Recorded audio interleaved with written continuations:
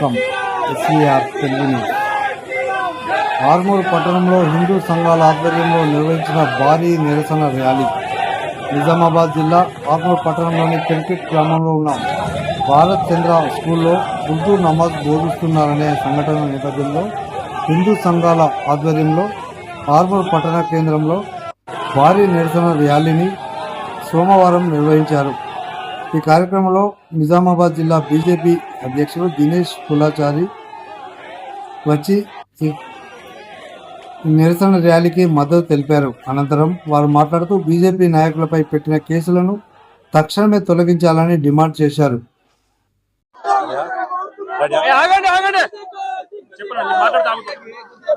జై శ్రీరామ్. ఇందూరు జిల్లా నవనాథపురంలో లవ్ జిహాద్ అయిపోయింది. హిందువుల మీద దాడులు అయిపోయినాయి.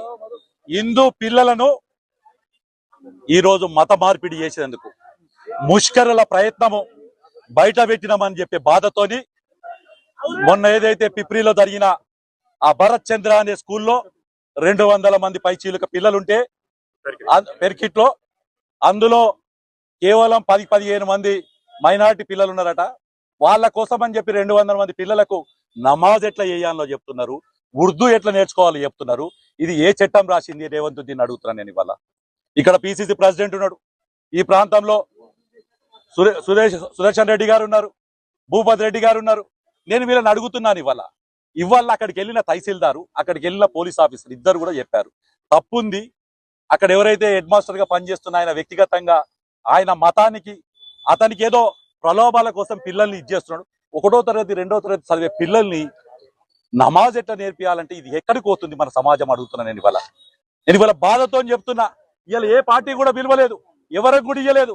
ఇవాళ నేను భాగ్యనగర్ నుంచి ఇక్కడికి వస్తుంటే ఎమ్మెల్యే గారిని అరెస్ట్ చేసారు. నా గురించి పోలీసు వాళ్ళు అక్కడి నుంచి ఇక్కడ దాకా 20 పోలీస్ స్టేషన్స్, ఎంతమంది పోలీసు వాళ్ళు అంతమంది పోలీసు వాళ్ళు మా దగ్గర అందరినీ తట్టుకొని ఇక్కడ దాకా వచ్చి ఎందుకు నిరసన చెప్తున్నాం?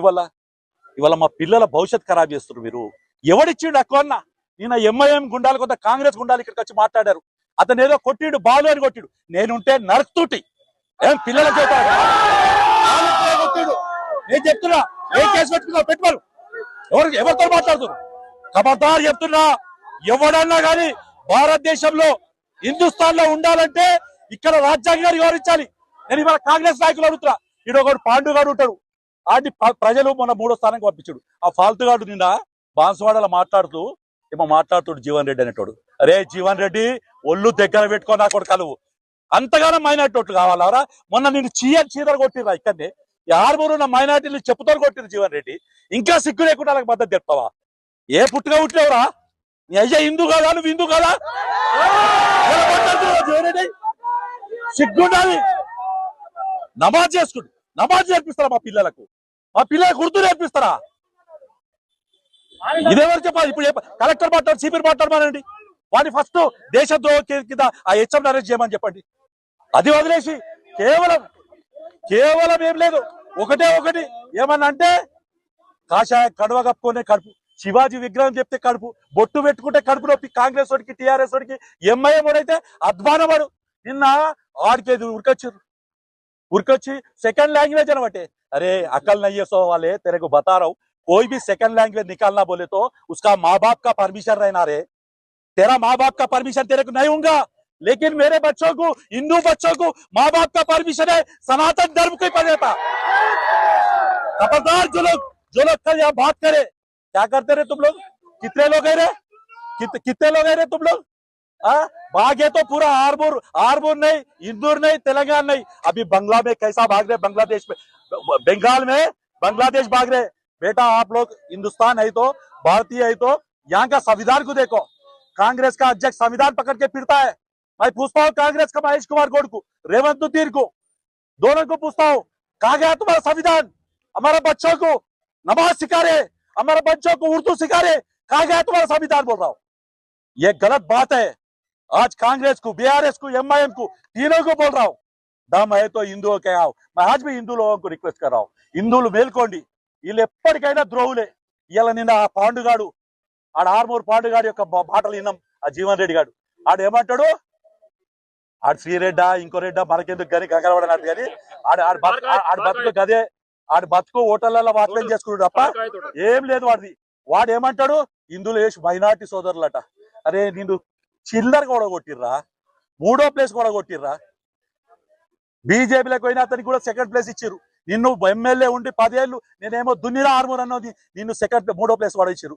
నువ్వు ఇంకోసారి హిందువుల గురించి మాట్లాడితే ఖబర్దార్ పాండు చెప్తున్నా. రెండోది, కాంగ్రెస్ పార్టీ నాయకులు ఏడ దాచుకున్నారో తెలియదు, ఎంఐఎం వెనుకుండి ఆటలు ఆడుతున్నారు.